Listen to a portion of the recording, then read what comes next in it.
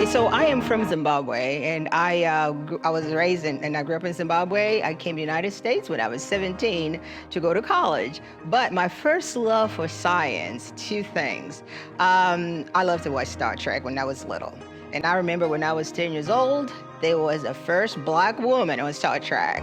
And for me, growing up, I just wanted to be like her. And also, around the same time, there was a first NASA moon landing, the Apollo mission. And my teacher in that year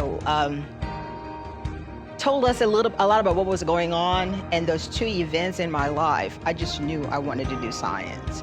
So when I got an opportunity to come to the United States to go to college, I majored in science, and I always loved students, so I knew I was going to be a teacher. And so my first job was teaching in the classroom. And from that, I got another position as a physicist at Paving Science Center in Atlanta. And to me, that was like a dream job because I had a chance to work with teachers and students in the school system. But 10 years later, I got a dream job. I got a chance to work in NASA, and I was the aerospace education specialist for NASA Langley. And my job was to look at NASA content and turn it into education activities so the teachers in the NASA Langley region can have information about what's going on at NASA.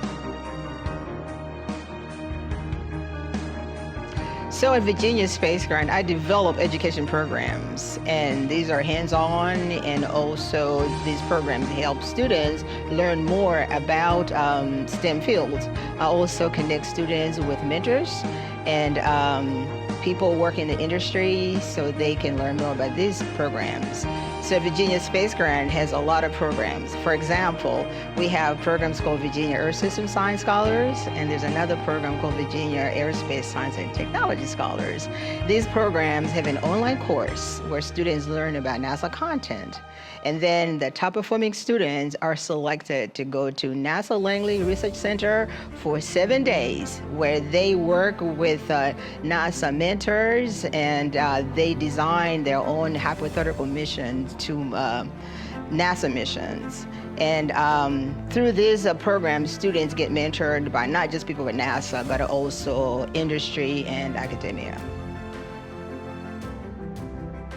I think when I was a physics instructor, that's when I found that more, when we had like conferences, I'll probably be one female and the rest are males. And when we had like labs, you just had to prove to them that you can do it.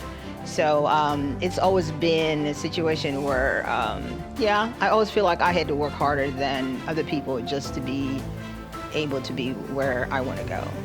But I'm one of those that did not allow those challenges to stop me from achieving my goal.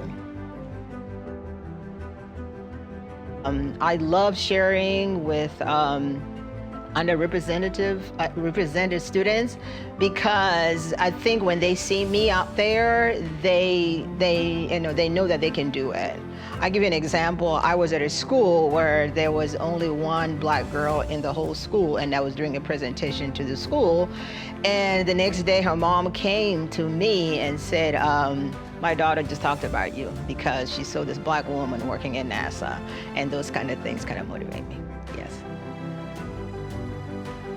I'll advise Black community to seek out mentorships and allies, and also to connect to other professionals in their areas. I also advise them to speak up if they have any challenges, and not just to sit back thinking that this is it, I cannot go any further. For example, there's some girls that are told you cannot do math, but those are some areas where I say, don't let anybody tell you, try it out before you knock it.